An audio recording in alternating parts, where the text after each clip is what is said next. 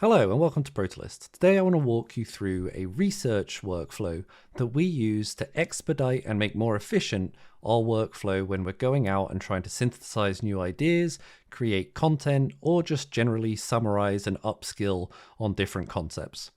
There's a few things that I want to do during this video. I want to explain the core piece of our platform, which are atoms.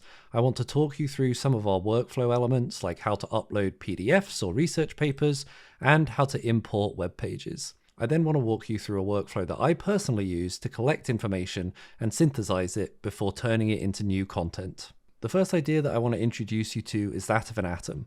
An atom is any key important piece of information that you want to remember and never lose access to. Regardless of its source, the way you capture an atom is the same every time. You highlight the information that you find important and you click Capture Atom.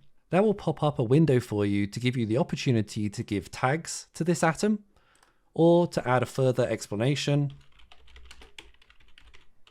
about why that idea is interesting, or even to make comments around this idea or mention team members that are in your workspace. Atoms throughout a page are always highlighted, and if you want to find the list of atoms in a given page, you just open the properties bar here on the right hand side, and you'll have a list of all atoms captured within not only this page, but any sub-pages. You'll also notice in this document I've added a table for all of the sources that we might want to review. Let me add a new element to show you how we might bring information into our database. I found an article recently that I want to bring into my workspace that I found interesting that I want to read and annotate. It's a web page, so I'll start by pasting in the URL. After a few seconds, Protolyst will work hard to turn the URL into a page title. If I then open that page by clicking on this icon, we have a few different options for what we want to do with this page. We could turn it into a PDF and upload a file, but I'm initially more interested in capturing the information from this website. So let me click on Web Node. This will allow us to import the information into our repository so we can read it natively in the site. After a few seconds, most websites can be captured and brought into the database.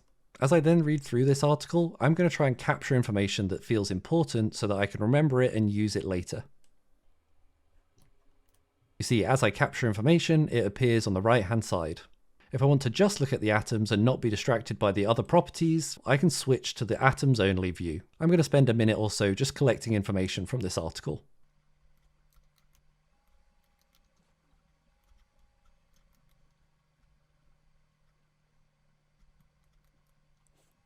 After I've collected the information that I find useful, all of the ideas I've captured appear on the right-hand side.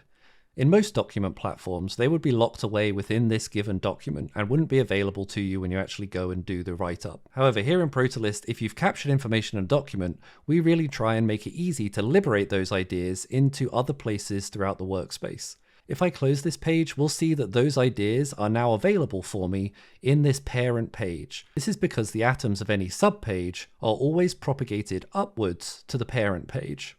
So because sources are a subpage of this general research workflow example, all of the atoms associated with all of these source documents can be available to me. This makes it really quick to synthesize a huge number of different resources into a single body of work.